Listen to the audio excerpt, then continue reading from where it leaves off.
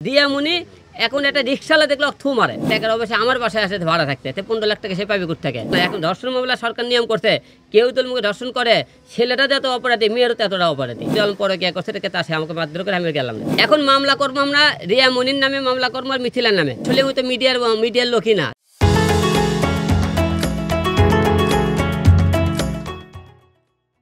তাকে 15 লাখ টাকা সে তো মনে করেন বাসা ভাড়া দিতে পারে না। ঢাকা শহরে তখন বাসা নাই, তখন তো টাকার অবশ্যই আমার বাসায় আসে ভাড়া থাকতে 15 লাখ টাকা সে পাবে কোথা থেকে। 15 লাখ টাকা দেখলে তো সে দিতে পারবে। আর 15 লাখ টাকা দিয়েছিল আপনাকে মিডিয়ার সামনে বলতেছি, 15 লাখ টাকা আমি তো নিয়ে থাকি, সাক্ষী প্রমাণ দেখাতে পারে তাহলে অবশ্যই 15 লাখ টাকা আমি দিয়ে দেবো। সে সাক্ষী প্রমাণ দিতে পারলে যে কোনো জিনিসই যদি মনে করেন বিয়ের কথা বলতে পারে, সে বিয়ের কাগজপত্র দেখাতে পারে, তাকে আমি বউ হিসেবে গ্রহণ করে নেবো। সে যদি মনে করেন যে সমস্ত কথাবার্তা বলতেছে সে যদি প্রমাণ দিতে পারে, আমি আপনাদের মধ্যে কথা বলতেছি, আমি সব কথা আপনাকে আইন আদালতে যে শাস্তি হবে মাঠে পেতে নেবো। আদালত এই সমস্ত কথা সে প্রমাণিত না করতে পারে তাহলে কিন্তু তাদেরকে কিন্তু শাস্তি হতে হবে। ওরা মনে করে ধর্ষণ মামলা তো সোজা না। এখন ধর্ষণ মামলা সরকার নিয়ম করছে, কেউ তো মুখে ধর্ষণ করে ছেলেটা যত অপরাধী মেয়েরও ততটা অপরাধী। এখন সময় দুইজনের মনে করে খালি মামলা করলে না, মামলা তো অনেকে ধারা জানেন না। অবশ্যই আইনের ওপর আমার আস্থা আছে, আদালতের উপর আস্থা আছে। আমার পরিবারের পদে তারা মনে করেন যে কথাগুলো বলেছে, পিপিআই অবশ্যই আমাদের এটা সম্পন্ন হলে দেয় সুষ্ঠু তদন্তদান করে। আপনারা কয়েকদিন ধরে সবাই জানেন আমার 3টে বিয়ে হয়েছিল। আপনি প্রথম পক্ষে বইয়ের নাম সুমি জানেন, দ্বিতীয় পক্ষে নুসরাত, তৃতীয় হলো আপনার রিয়ামণি ছিল। 3টে মনে করেন 2টা মেয়ে মিডিয়ার মেয়ে ছিল, একটা আমার মনে করেন হলো গ্রামের মেয়ে ছিল। এখন আমার 3টে বউ কী কারণে সেটা কিন্তু আপনাকে উদাহরণ করে দিয়েছি।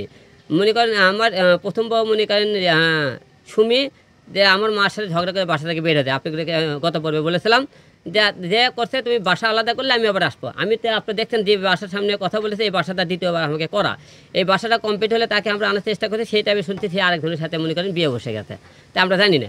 দ্বিতীয় নুসরাত আসলে নুসরাত আমার জীবনে আসার পরে বললো আমি তোমার সাথে সংসার করবো, সব কিছু করবো, কিন্তু আমার 10 জনের সাথে শুটিং করতে দেওয়া লাগবে। আমি তোমার সাথে বিয়ে হচ্ছে নায়িকা হওয়ার জন্য।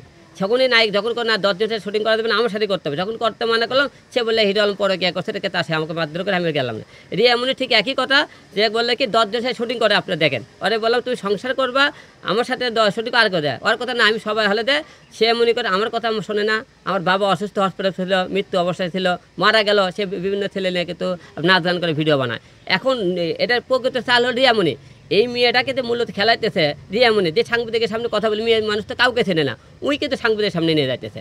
এবং উই আর মেয়ে আবার দেখবেন ওরা দুইজনে সেই যে গালাগালি তারকে কল রেকর্ড শুনবেন, দুইজনে সেই গালাগালি তারা আবার 2 দিনের গলা ধরে ঘোরে, 2 দিনের মধ্যে করে মনে করেন হলে আমার নামে মামলা করতেছে। তার এর মধ্যে বোঝা যাবে মূলত টার্গেট হলে রিয়ামণি এখন একটা রিক্সাওয়ালা দেখলো থু মারে। হ্যাঁ, কারণ তুই বাপ হলে তো অসুস্থ ছিল হসপিটালে, তুই হলে নাচ গান দেখলি ইস্কাল্লা থু মারে বলতো, মুখ দেখাতে পারতে না সমাজে, রাস্তাঘাটে বাড়াতে পারে না।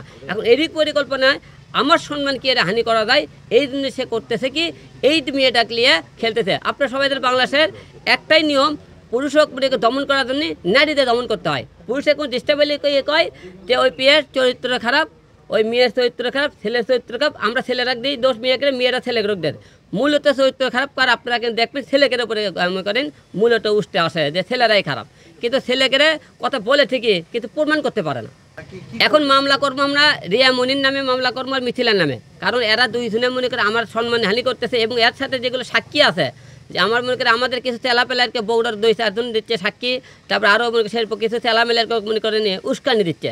যে সমস্ত উস্কানি দিতেছে তাদের আমি কে তাদেরকে উস্কানি দিচ্ছে, তাদের বিরুদ্ধে ব্যবস্থা হবে। কারণ আমি 2 দিন পর পরে আপনাকে মিডিয়ার সামনে এডেলে কেন এত কথা বলবো, এই আপনাকে কেন 2 দিন পর কথা বলবো, আমার সম্মান হানি করে উঠে পড়ে কেন লাগছে?